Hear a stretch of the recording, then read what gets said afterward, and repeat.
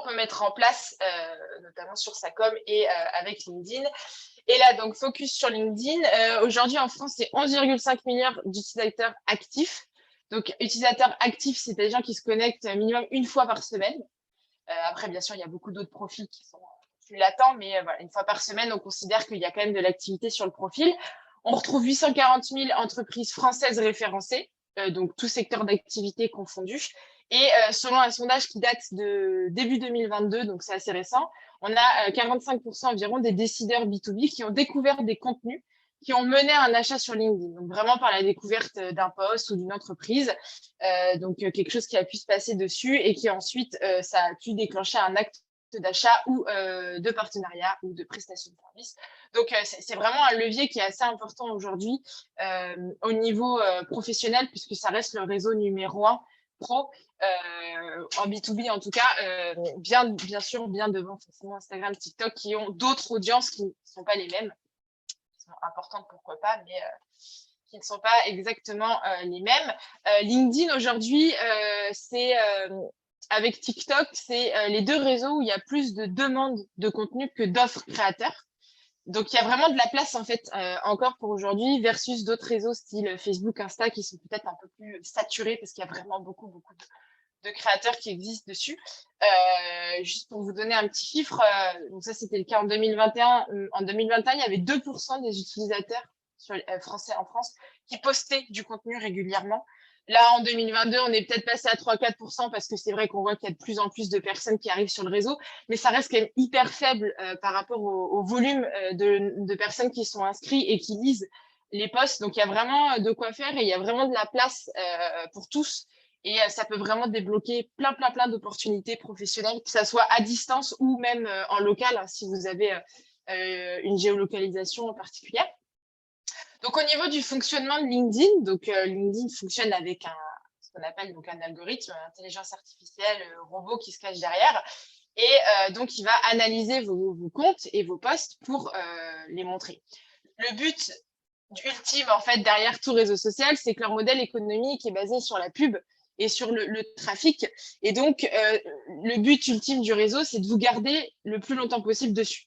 Et pour vous garder le plus longtemps possible dessus, on va vous proposer du contenu qui vous correspond et qui correspond à vos goûts. À exemple autre que LinkedIn, mais si vous regardez, vous cherchez des chaussures, une paire de chaussures précises sur Google, souvent vous allez voir que sur Facebook, comme par hasard, on va vous montrer un peu cette paire de chaussures-là. Et vous allez dire, tiens, c'est bizarre, je me sens un petit peu traquée. Bon, bah, c'est parce que voilà, il y a des petits, ça c'est un peu plus technique, mais en gros, il y a des petits, ce qu'on appelle pixels, qui sont installés un petit peu partout et qui sont là pour traquer vos préférences et vous montrer en fait du contenu selon ce que vous suivez. Et bien, c'est à peu près la même chose sur LinkedIn au niveau des créateurs. Donc, quand vous êtes sur LinkedIn, vous avez 3 rangs au niveau des personnes que vous avez en connexion. Donc, vous avez les rangs 1, c'est les personnes qui sont dans votre cercle proche, donc les personnes à qui vous êtes connecté, quoi. Vous avez envoyé une connexion qui a été acceptée ou que vous avez accepté une demande de connexion. Le rang 2, c'est des personnes qui sont connectées avec des personnes de votre rang 1, mais pas avec vous, mais du coup, qui peuvent quand même vous découvrir parce que, en fait, souvent, on a des notifications. Je prends un exemple, mais on a Yara qui fait une publication. Yara est connectée avec Delphine et moi, je suis connectée avec Delphine. Ben, si Delphine va liker ou commenter la publication de Yara, moi, je vais le voir sur mon feed. Delphine a liké ce post. Et là, je vais découvrir le post de Yara. Et donc, si c'est quelque chose qui m'intéresse, bah, peut-être que je vais aller découvrir le profil de Yara et voilà, demander en connexion ou en tout cas interagir sur le post. Et on a les personnes de rang 3. Donc, ça, c'est vraiment des gens inconnus au bataillon. Il n'y a pas de personnes en commun, ni d'entreprise en commun, rien, pas d'expérience. Donc ça, c'est des personnes un peu éloignées et le but, c'est aussi d'aller les chercher pour augmenter sa visibilité et sa découvrabilité sur le réseau. Donc comment ça fonctionne pour les contenus? C'est qu'on a une phase de test. Donc en fait, LinkedIn va proposer votre contenu environ un panel de 100, 200, 300 personnes, ça dépend de votre réseau. Si pendant cette phase de test, il y a du like, on commande votre post ou on le lit jusqu'à la fin aussi, le temps est important, ce qu'on appelle le dwell time, mais bon, ça, mais en gros, c'est qu'on lise votre post jusqu'à la fin ou qu'on regarde la vidéo jusqu'à la fin. Ou si vous faites un carrousel, vous savez, c'est le format où il y a un peu comme un diapo, là, il y a des slides à faire suivre. Si la personne va jusqu'à la fin, c'est aussi comptabilisé dedans. Donc, si après cette première phase de test, on voit qu'il se passe des choses, pour lui, ça veut dire que le contenu a de la valeur, est intéressant. Et là, il va le montrer à un panel plus grand, etc., etc. Et au final, ça fait un effet boule de neige. Et c'est comme ça que les posts deviennent viraux. Donc, c'est très important de favoriser l'engagement. Et pour que les posts soient engageants, il faut qu'ils soient qualitatifs et on va le voir après, mais il y a des petites techniques pour essayer de les rendre un peu plus catchy et en tout cas donner envie aux gens de suivre. Donc voilà comment fonctionne LinkedIn. Après, bien sûr, au plus vous allez avoir des abonnés, des demandes de connexion, donc un réseau étendu, au plus vos posts aussi auront de la vont pouvoir être découverts. C'est un peu ça qui est différent versus Instagram, les autres réseaux, parce que les autres réseaux, c'est des abonnés. Là, il y a quand même ce côté connexion un peu plus proche. Et on va voir après comment dynamiser ça pour s'en servir aussi au quotidien. Donc, au début, avant de se lancer corps et âme sur LinkedIn, parce que ça prend du temps, hein, créer du contenu aujourd'hui pour les réseaux sociaux, c'est chronophage. Donc, c'est vrai que c'est dommage de le faire pour rien et de perdre du temps sans vraiment d'intérêt. C'est vraiment essayer de vous poser des questions par rapport à vous. Donc, sur LinkedIn, le plus important, c'est de poster sur son compte perso, parce que c'est ces posts-là qui vont être valorisés. Les comptes entreprises sont pas hyper valorisés. C'est important de les avoir, de les alimenter de temps en temps, parce que ça permet de faire une vitrine. Voilà, on arrive sur votre profil, on clique dessus, c'est pas une coquille vide, il y a un logo, il y a un peu de vie. Donc, c'est plus vitrine, mais c'est pas ça qui va faire que les gens vont voir ces posts-là, tandis que les comptes personnels sont beaucoup plus valorisés par le réseau. Ça, donc, on essaie de parler via ces comptes perso, en inscrivant, bien sûr, le nom de l'entreprise, on le verra après. Mais ça va essayer de vous poser des questions par rapport aux gens que vous allez cibler sur LinkedIn. Quels sont vos clients idéaux? Quels sont vos objectifs? Est-ce que vous êtes là pour trouver des partenariats? Est-ce que vous êtes en levée de fonds? Est-ce que vous êtes là pour recruter? Est-ce que vous êtes là pour créer un personal branding autour de votre nom? Est-ce que vous êtes là pour chercher des contacts? Voilà, toutes ces questions qu'on peut se poser par rapport à vos objectifs sur le réseau. Vos objectifs peuvent évoluer dans le temps en fonction des périodes et des cycles de votre entreprise. Et voilà, si au début, vous êtes là pour chercher des fonds, du partenariat, chercher un cofondateur, tout ça, c'est essayer de vous dire à l'instant T sur la période, voilà, pourquoi vous êtes dessus, à qui vous allez vous adresser. Donc, voilà, typologie de client. Bon, ça, c'est à peu près la même chose que ce que vous allez faire dans vos études marketing quand vous réfléchissez un peu à vos personas. Et ça va vous permettre de… ouais, Delphine, dis-moi. Voilà, bon. Voilà, c'est bon. Juste question, on peut avoir plusieurs objectifs ou ça va être ça va être brouillant et du coup moins efficace, ou est-ce qu'il faut un objectif ou est-ce qu'on peut en avoir plusieurs en même temps? Non, plusieurs en même temps, parce qu'en fait, après, les opportunités viennent aussi grâce au contact qu'on va se faire. Donc, en fait, non, plusieurs, c'est pas du tout problématique. C'est juste de savoir pourquoi, un peu d'avoir une idée claire quand même de pourquoi on est là. Et après, ça peut se décliner comme les clients idéaux. On peut en avoir plusieurs aussi. Moi, si je prends mon exemple où je travaille du coup pour des entreprises à impact, le but, quand je parle d'écologie, tout ça, c'est que les entreprises me voient. Mais généralement, ces gens-là, ils sont un peu fantômes. C'est pas des gens qui interagissent. Souvent, on va le voir après, c'est ce qui se passe. Et mon audience, les gens qui interagissent beaucoup, c'est les freelances. Parce qu'on se soutient entre nous. Bon, j'ai 2 cibles, mais ça ne m'empêche pas que j'arrive à parler aux 2. Donc après, c'est pas trop grave. Le but, c'est d'essayer de quand même se structurer. Mais bon, après, s'il y en a plusieurs, il y en a plusieurs. Il n'y a pas de limite, ça dépend des projets et de ce qu'on a envie de partager. Et ça permet après justement de définir sa ligne éditoriale, de se poser les bonnes questions. Est-ce qu'on va tutoyer? Est-ce qu'on va vous voyer? Est-ce qu'on va mixer les deux? Pareil, il n'y a pas de… quelque chose est mieux que d'autres. Est-ce qu'on va intégrer de temps en temps des termes techniques? Voilà, juste à qui on parle, ça permet ensuite après de pouvoir dérouler pour le projet. Donc, c'est important, voilà, juste au début de se poser ces questions-là pour ensuite voir les sujets qu'on va aborder. On le verra juste après. Ensuite, avant de commencer à poster, la deuxième chose qui est super importante, c'est de soigner vraiment son profil. Le profil, il faut le voir comme une vitrine. Un candidat, je dirais, qui postule, il faudrait le voir comme un CV. Mais vous, en tant qu'entrepreneur, il faut vraiment le voir comme une vitrine et que ça soit super clair. J'ai pris le mien parce que je le connais, vu que c'est moi qui l'ai créé. C'est plus facile à expliquer que de prendre sur quelqu'un d'autre où je ne sais pas exactement ce qui se cache derrière. Mais en fait, quand on arrive sur votre profil, la première chose, c'est qu'est-ce que vous faites? Il faut qu'on comprenne tout de suite qu'est-ce que vous proposez. Pourquoi? Parce qu'aujourd'hui, le temps d'attention sur les réseaux, il est super limité. On a 2-3 secondes en fait pour capter l'attention et il faut tout de suite qu'on sache est-ce que oui ou non ça peut matcher ou est-ce que oui ou non vous allez répondre à un besoin. Donc, je prends le mien. Je pourrais. Bon, après, voilà, un profil, ça se remet à jour tout le temps. C'est pas toujours facile de trouver les bonnes phrases, donc il n'y a pas de profil parfait. Même là, le mien, il peut être encore amélioré à l'infini, mais voilà. En gros, il y a de la formation, du ghostwriting, social media management. C'est les trois services que je propose. Voilà. La stratégie de com pour donner de l'impact. Bon, c'est une petite phrase comme ça, mais la stratégie de com, c'est parce que c'est ce que je propose aussi.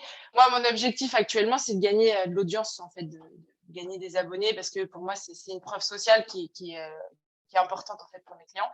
Donc, du coup, moi, mon but, c'est d'avoir de plus en plus de personnes qui s'abonnent et qui réagissent à mes contenus. Donc, j'ai ajouté là le active la cloche pour plus de tips. Là, on la voit pas parce que c'est un screen de moi-même. Mais en fait, quand vous allez sur les profils des gens, vous avez une cloche. Et quand vous activez la cloche de quelqu'un, dès qu'il poste, vous avez une notif. Et donc, ça veut dire que moi, si les gens, ils ont la notif, bah, ils vont peut-être aller plus vite et donc, je vais avoir du like plus rapidement. Voilà. Donc, Mais du ça, coup, c'est parce que toi, ton compte est professionnel, ça veut dire tu n'es pas en entreprise, mais tu as un compte professionnel, pas personnel. non, si, c'est mon compte perso, Ah, mais que j'utilise comme un compte pro.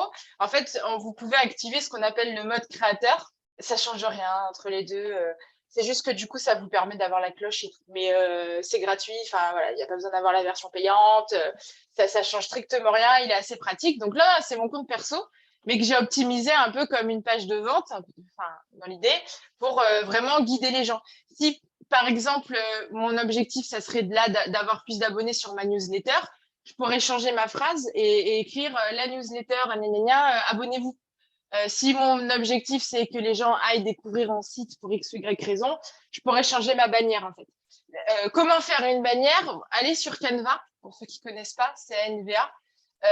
C'est gratuit, c'est un site assez pratique. Il y a des modèles qui sont déjà faits. Vous avez juste après à les customiser. Voilà, c'est vraiment pas très, très complexe, c'est assez intuitif. Vous pouvez regarder des vidéos sur YouTube, il y en a pas mal. Voilà. Alors, je sais, les designers graphiques, excusez-moi, vous allez m'en vouloir parce que c'est pas toujours, mais voilà, Canva pour le début, c'est pratique, quoi. Voilà, c'est assez pratico-pratique. Et le format, il est déjà pré-enregistré, donc après, vous avez juste à le télécharger et à l'implémenter dessus. Donc, en attendant de pouvoir après éventuellement faire appel à quelqu'un derrière et tout, c'est vrai que pour la base, ça vous permet de pouvoir quand même faire 2-3 petits trucs. Moi, celle-là, elle a été faite sur Canva. Hein. J'ai une question. Quand tu parles de la ligne éditoriale, il y a une question par rapport à ça. Et toi, tu travailles juste pour des entreprises à impact ou tu travailles pour un petit peu pour tout? Non, moi, je me suis nichée directement dessus. C'était une volonté quand je me suis lancée, j'ai tout de suite fermé les portes aux autres. D'accord, parce que là, dans ta phrase, tu ne le dis pas, mais tu le dis dans les bannières. Donc, non, parce qu'en fait, alors, moi, c'est dans ma ligne édito, après, dans mes posts où je peux. Oui, c'est ça ma question. Peut-être dans ta phrase, tu ne le dis pas, mais à partir de tous les posts que tu fais, c'est des sujets que tu touches, donc pas besoin de les mettre ici aussi. Ouais, ça, c'est choix. Ah, franchement, après, il n'y a pas. Tu peux le mettre. Je pose ces questions parce que c'est une question que je me fais tous les temps. Donc, ouais, non, alors, franchement, il y a pas. Il y en a qui le mettent en haut, il y en a non. C'est vrai que là-dessus, il n'y a pas d'obligation. Si vraiment le but, c'est de se fermer au reste, tu peux le mettre direct sur ta bannière, comme ça, au moins, il n'y a pas de surprise. Mais non, il n'y a pas vraiment. Après, encore une fois, pour les bannières, pour vous inspirer, n'hésitez pas à aller regarder un peu tout ce qu'il y a. Il y a plein de créateurs hyper créatifs, parce que moi, je suis pas la plus experte en graphique au monde. Hein, je précise, je suis pas du tout graphiste ni rien du tout. Mais il y a plein de créateurs qui sont hyper hyper dedans et tout, qui font des belles choses. Donc, n'hésitez pas à aller faire un petit tour de ce qui se passe et regarder. Et ça va vous permettre de vous inspirer aussi pour vous donner des idées. Et après, vous customisez avec vos couleurs et votre charte graphique si vous en avez une ou plus tard. Mais ça, c'est vraiment libre à chacun. Tant qu'essayez juste d'être au plus clair possible pour que ça soit tout de suite impactant. Pareil pour votre phrase que vous avez là en bas. Bon, moi, j'avais mis la fiction civis parce que je fais des contenus là-dessus. C'est un peu axe de différenciation, mais c'est pas une obligation. Mais voilà, la stratégie de com pour attirer sur les réseaux sociaux, communication, coaching, ghostwriting. Là encore, le but, c'est d'être assez cash. Ça peut être une baseline. Encore une fois, ça change, ça se modifie, c'est évolutif parce que ça va changer en fonction de votre projet. J'ai dû changer la mienne, je sais pas, peut-être 10 fois depuis un an. Et au fur et à mesure, on arrive à avancer parce que c'est toujours plus compliqué à chaque fois de le faire pour soi-même que pour les autres. Mais voilà, le but, c'est d'essayer d'avoir un profil assez clair. Et après, bon, la géolocalisation, elle est là, mais je travaille principalement à distance. Avec le compte créateur, vous pouvez ajouter un lien cliquable maintenant. Moi, je l'avais mis pour envoyer sur ma newsletter parce que je l'ai lancé il n'y a pas longtemps. Mais ça peut être votre site internet, ça peut être autre chose. Ça peut être un lien pour aller prendre un rendez-vous avec vous si vous ouvrez des sessions sur Calendly, par exemple. Ça peut être, voilà, si vous avez du lien cliquable, là au moins vous pouvez le mettre en haut de votre profil. Donc pourquoi pas l'utiliser directement, comme ça les gens ont tendance à cliquer dessus ensuite. Et à se lancer dessus. Les hashtags sur LinkedIn, c'est un peu particulier parce qu'en fait, en gros, vous pouvez en utiliser dans les posts, mais c'est entre 3 et 5. Pas moins, pas plus. Alors, c'est pas que ça fait une différence fondamentale, mais il y a encore des gens qui recherchent via les hashtags, donc tant qu'à faire, si on peut en profiter, voilà. Donc là, c'est pareil, n'hésitez pas à mettre un peu ce que vous pensez que votre type va rechercher.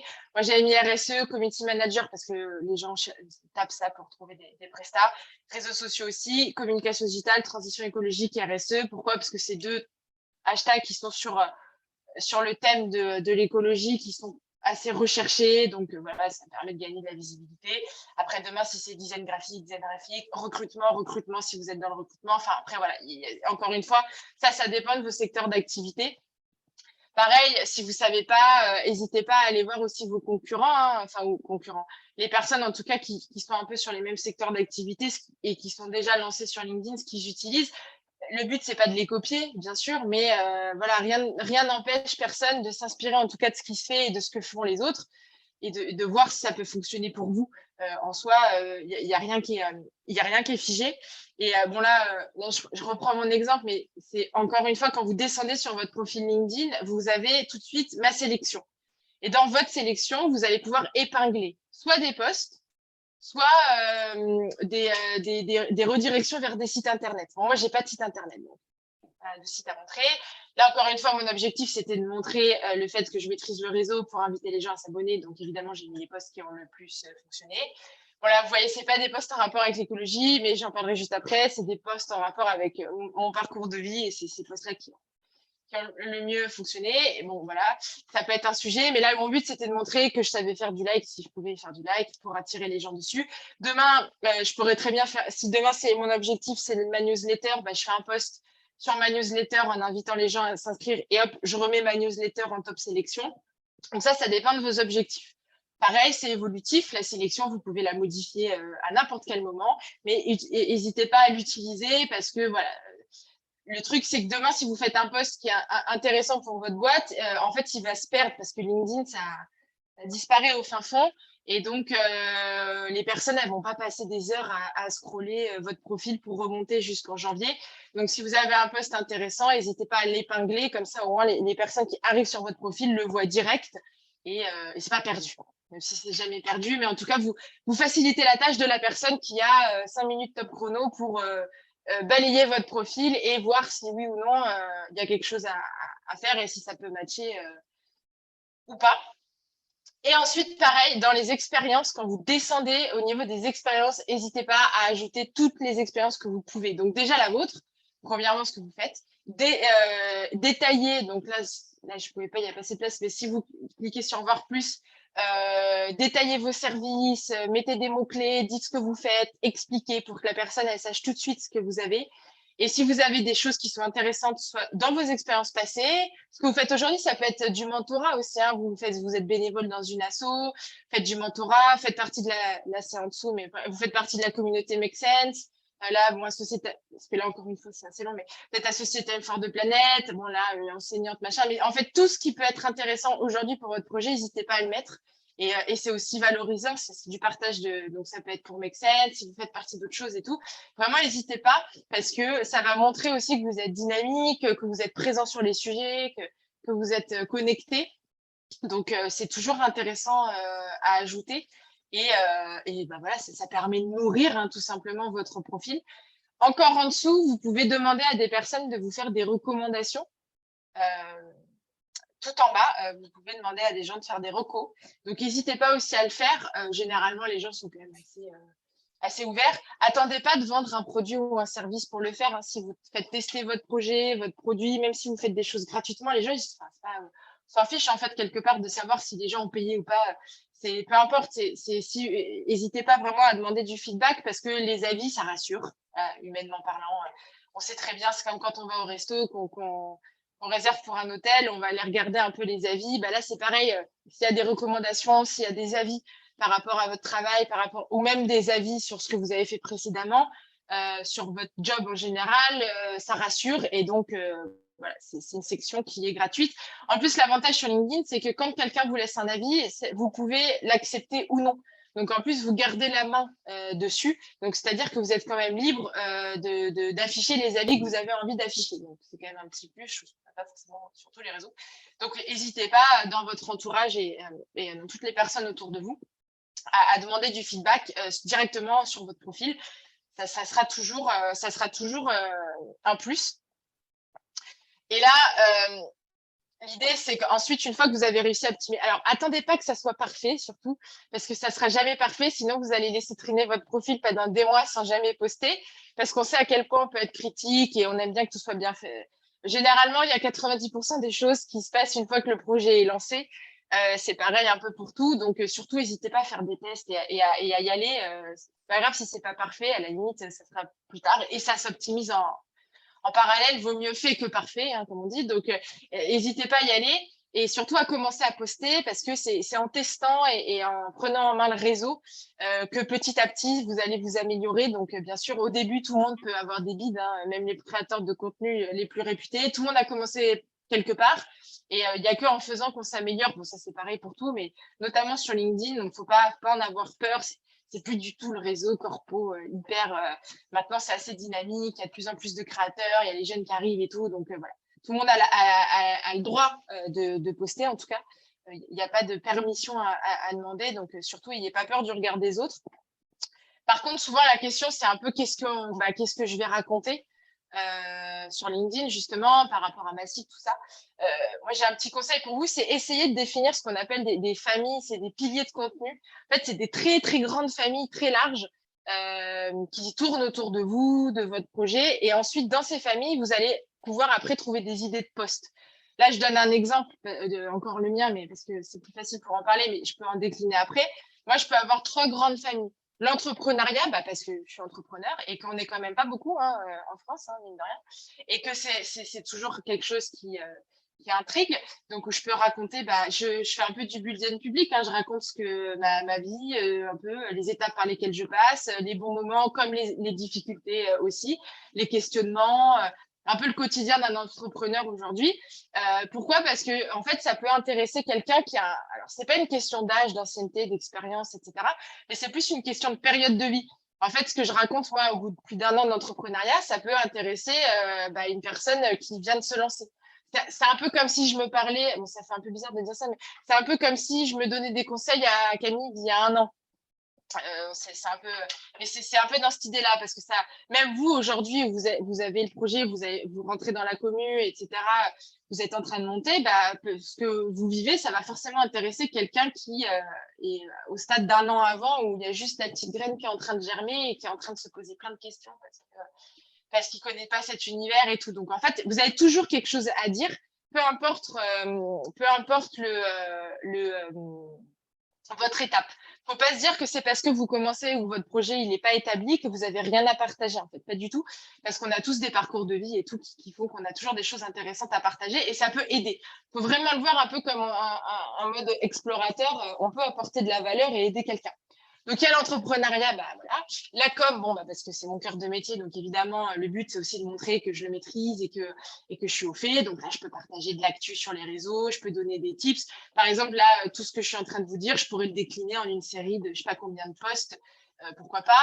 Donc, voilà, autour de la com. Et le troisième, l'écologie, pourquoi? Parce que vu que moi, mes cibles, c'est des gens qui sont dans le secteur de l'impact et que je travaille aussi avec en partenariat avec des entrepreneurs impact, et là, comme avec Make Sense, comme d'autres, eh bien forcément, on a quand même quelque chose un point en commun, c'est que l'écologie, le social, le sociétal, c'est quand même un sujet qui nous intéresse. En tout cas, même si il y a pléthore de choses à dire dessus, on peut dire que quand même, c'est des valeurs qu'on peut avoir nous tous en commun et en tout cas qui nous rapprochent.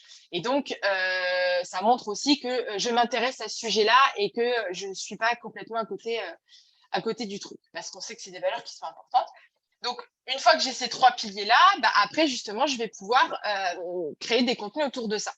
Et pour ça, autre conseil, prenez des notes. Prenez des notes parce qu'au début, c'est pas toujours simple, mais en fait, on se rend compte que ça, c'est cognitif.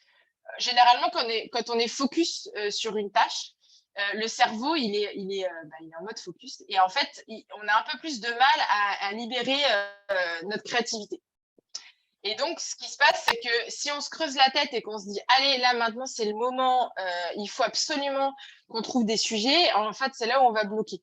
Et je ne sais pas si vous avez déjà remarqué, mais on a toujours des grandes idées quand on est dans la rue, sous la douche, enfin, des endroits un peu improbables, ou la nuit, quand notre cerveau est off. Parce que, en fait, c'est à ce moment-là où la créativité commence un petit peu à remonter.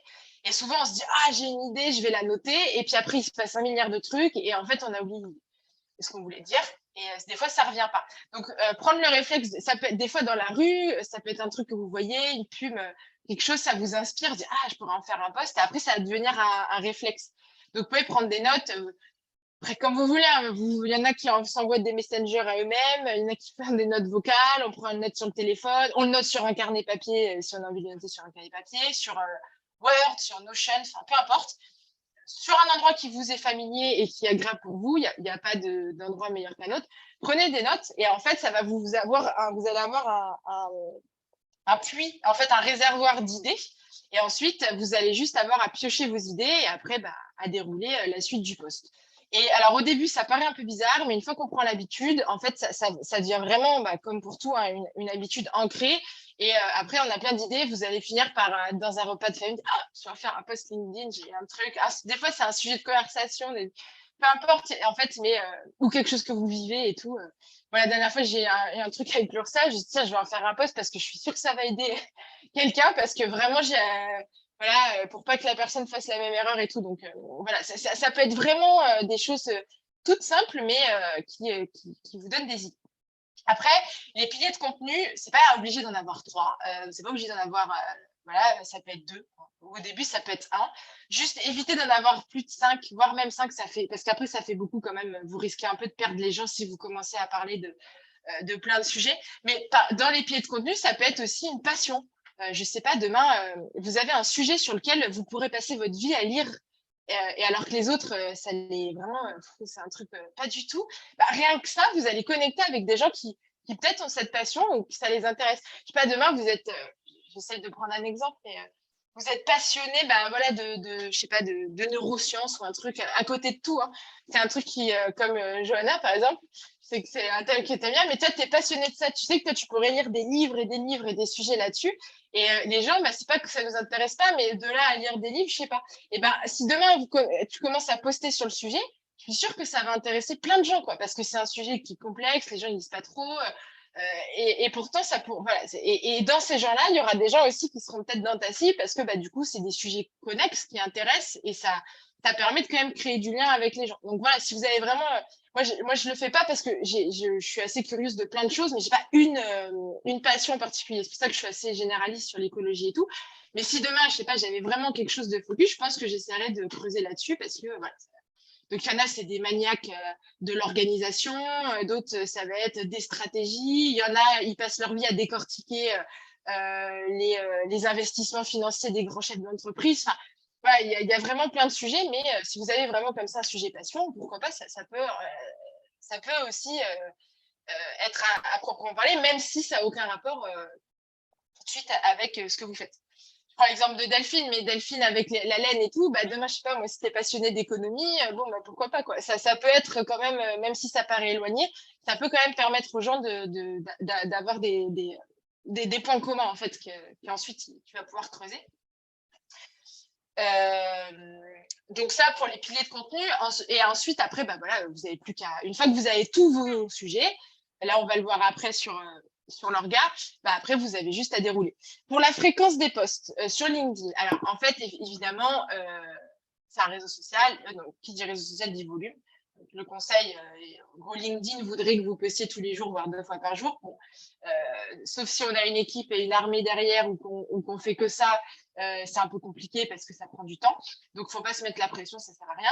Le plus important, c'est d'être régulier dans le temps, en fait. C'est là où il faut le voir un peu comme un marathon et pas comme un sprint. Au début, on va commencer doucement et après, au fur et à mesure, on va devenir meilleur. Et là où on voit les personnes qui font la différence, c'est vraiment une question de régularité. Le contenu organique, malheureusement, c'est pas miraculeux.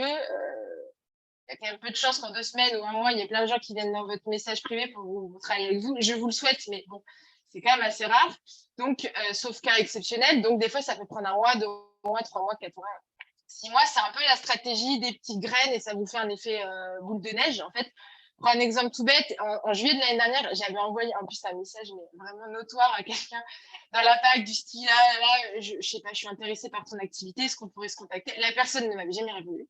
Et en fait, elle a continué à lire mes posts et c'était au mois de juin, elle m'a contactée pour bosser avec elle, quasiment 1 an après, quoi. Donc, comme quoi, des fois, on sait pas trop d'où ça sort, mais bon, c'est sorti de nulle part. Et pourtant, quand je relis le message aujourd'hui, c'était pas le message le plus travaillé au monde. Enfin, c'était pas une grande fierté, mais bon. Et elle m'avait pas répondu. Donc, en fait, ça peut des fois arriver de nulle part et ça peut prendre du temps. Comme ça peut être rapide, mais malheureusement, on peut pas, il n'y a pas de certitude. Parce que ça reste de l'organique, c'est pas de la publicité payante. Donc, voilà, ça reste un peu plus haut. Donc, la fréquence, c'est une fréquence qui est faisable pour vous. C'est-à-dire que si minimum 1 fois par semaine, c'est quand même pas mal pour commencer justement à prendre le rythme et à pas le faire 2-3 fois et le mettre de côté. Après, si vous pouvez 2, 2, voilà. Mais trouver une fréquence qui est réalisable pour vous en termes de moyens humains et d'implication. Il ne faut pas que ça devienne un stress et une corvée et un truc horrible parce qu'après, sinon, ça va vous dégoûter. Vous n'allez pas prendre de plaisir et vous allez arrêter. Donc, c'est vrai que le plus important, c'est vraiment la qualité. Et après, une fois que vous allez prendre le rythme, là, vous allez dire, ah bah tiens, j'ai peut-être la possibilité d'en faire un de plus. Mais là, on passera à 2 et à 3, à 4. Voilà. Et éventuellement augmenter dans le temps si vous avez envie. Mais essayez de définir une fréquence qui est gérable. Ça, c'est valable pour tous les réseaux sociaux. Hein, mais voilà. Le but, c'est de rédiger un post qui va être assez captivant et donc qualiteux. Et sur LinkedIn, il y a une particularité, c'est vous avez un peu sur ordi, c'est 2 phrases, sur le téléphone, c'est une, et il faut inviter les gens à cliquer sur le voir plus. Quand on est sur un fil LinkedIn, malheureusement, on n'a pas le post en entier. Et donc, l'accroche, elle est super importante. Parce que même si votre post, il est génial, si votre accroche, elle n'est pas top, en fait, la personne, elle ne va pas faire voir plus et donc votre post va va passer au travers. Vous pouvez répéter ce que vous venez juste de dire? Qu'est-ce qu'est une phrase? Ouais, l'accroche, en fait, c'est la première phrase qui est en haut des posts. D'accord, c'est la première phrase du texte, en fait, du post. Voilà, c'est ça, du texte. Alors, si vous allez sur LinkedIn, vous allez voir, quand vous êtes sur les feeds, vous avez comment, je sais pas, 5 réflexes à prendre dans son quotidien pour commencer à poster sur LinkedIn, voire plus. Et là, il faut cliquer sur, vous devez, vous, en tant que lecteur, cliquer sur voir plus pour voir le reste du texte. Et donc, si la première phrase, elle vous donne pas envie d'aller voir plus, vous n'allez pas y aller et donc le post, il va pas être lu. Ouais. Et donc, c'est pour ça qu'elle est super importante. Donc, ça peut être une question, comme je viens de vous le dire. Ça, c'est les structures un peu faciles. Comment faire ci en faisant ça, voilà. De pas être trop évasif. Parce que si c'est trop évasif, on n'a pas... on comprend rien. Quoi. Une technique infaillible pour écrire. Bon, c'est pas hyper... on sait pas trop. Alors que 5 moyens mémotechniques pour prendre des notes efficacement dans la création de contenu, là, on sait tout de suite sur quoi on va aller. Pareil pour les accroches, ça ne se fait pas en 2 secondes, c'est de l'entraînement.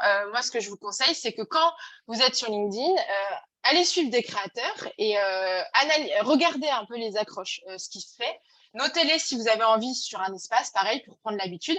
Et quand vous avez envie de lire un post, demandez-vous pourquoi. ça, c'est des petites questions, mais qu'est-ce qui vous a donné envie en vous d'aller survoir plus? Est-ce que c'est la structure, parce que c'était une question? Est-ce que c'est parce que justement, dans cette accroche, la personne a donné de la valeur et que du coup, ça vous a donné envie? Est-ce que c'est parce qu'il y a une photo? On peut mettre des photos sur LinkedIn. Est-ce que c'est la photo un peu catchy, justement, qui vous a accroché? N'hésitez pas à mettre des photos. Alors, c'est pas du tout une question de photo corpo ou pas. La preuve en est, le post que je vous ai montré, moi, qui a fait 700 000 vues, je suis un superwoman derrière un bar avec une photo qui a été faite à l'époque, je sais même pas sur quel téléphone. Et justement, c'est cette photo qui a fait sourire les gens et qui a fait des réactions. Donc, il n'y a pas besoin d'avoir une photo hyper au cordeau. Ça peut être une photo hyper naturelle. Les posts qui marchent bien, quand on commence, c'est les posts présentation, un peu story time. Vous parlez de je me lance dans l'entrepreneuriat et voilà, pourquoi vous vous lancez. Donc là, vous pouvez raconter un petit peu votre histoire et puis mettre une photo sympa de vous, justement, soit à côté de votre projet ou avec le sourire. Je pense, Delphine, ça pourrait être une photo sympa avec la laine, enfin, un truc un peu, pourquoi pas, original et tout. Mais voilà, ça peut être des photos comme ça qui sont assez humaines, en fait, finalement, et qui intriguent. Et les gens, ils sont assez friands, ça, parce qu'on est tous un peu friands des histoires, depuis la nuit des temps, mais on aime bien quand on nous raconte des histoires et donc on aime bien s'inspirer des histoires des autres. Et quand on voit en plus des posts qui sortent un peu de l'ordinaire, justement du truc très corpo et tout, ça donne envie d'aller découvrir un peu des parcours différents, des parcours atypiques, parce que voilà, on a tous notre chemin de vie et tout. Et après, généralement, on a plein de commentaires qui vont être « Ah, super, bravo, félicitations, hâte de voir le projet, génial » et tout ça. Et donc, ça donne, les posts présentation fonctionnent plutôt bien, ou les posts qui sortent un peu de l'ordinaire. Un autre exemple de post, moi, à l'époque, j'avais fait un bootcamp avec un des créateurs de LinkedIn et dans la promo, il y avait une avocate en droit de la famille spécialisée à l'international. Et elle avait peur d'aller sur LinkedIn parce que voilà, ses collègues disaient « Ah, mais les avocats, c'est compliqué, tu peux pas dire ce que tu veux, tu peux pas te tutoyer. » Et elle a dit « Oh non, c'est bon, moi j'ai envie d'y aller, quoi. » Et elle avait fait un post de présentation qui avait, je crois qu'elle a passé elle a passé les 2 millions de vues sur ce post-là. C'était incroyable. Je crois qu'elle a pris 6 000 abonnés d'un coup. Enfin, c'était fou. Donc, une photo d'elle au barreau. Et elle avait fait un truc style j'ai arrêté d'écouter les gens, j'arrive sur LinkedIn. Voilà pourquoi les avocats, en gros, ont le droit d'être sur LinkedIn. Et à la fin, elle avait dit, comme dirait Big Flo et Oli, big up ou un truc, one life. Voilà. Et ça avait fait sourire parce que ça changeait un peu de l'ordinaire. Et voilà, elle avait un peu comme ça été catchy. Donc, les photos, ça peut être une photo ou ça peut être une accroche. Donc, ce qui marche bien, c'est les questionnements, ce que vous... je sais pas, hier, j'ai lu un article sur tel sujet. Voici les 3 enseignements que je retiens. Tac. Là, hop, si ça...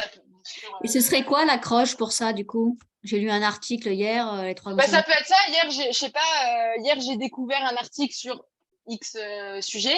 Je vous partage les 3 enseignements que j'ai retenus ou je vous partage pourquoi il est incroyable ou pourquoi il m'a choqué ou pourquoi il m'a rendu pensif. Enfin, voilà, ce qu'il vous a fait. Et après, vous faites une liste à puces et vous allez droit à l'essentiel et hop là, vous détaillez. Et à la fin de vos posts, vous faites ce qu'on appelle un appel à l'action.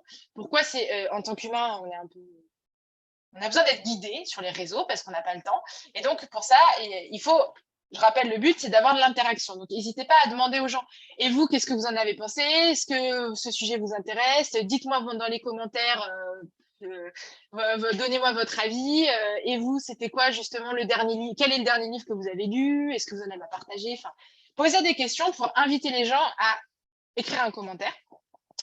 Donc ça, c'est quand on veut de l'interaction. Si c'est parce que vous lancez un nouveau projet, un service, un site, je vous mets le lien de mon site dans les commentaires. Comme ça les fait aller dans les commentaires. Voilà, et cliquez dessus. Moi, je fais un post pour parler création de contenu. Je dis, et au fait, j'en parle toutes les semaines dans ma newsletter.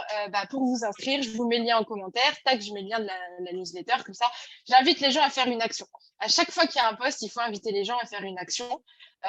Ça permet vraiment de créer ces interactions. Donc, on ne demande pas non plus 15 trucs, mais un post, une idée, une action, c'est déjà une bonne structure pour ne pas partir dans tous les sens. Deuxième truc pour les posts sur LinkedIn, il faut écrire comme on parle. C'est un peu, j'aime pas trop cette formulation parce que ça paraît un peu étrange, mais en gros, dans l'idée, c'est qu'il faut essayer d'écrire de manière très simple.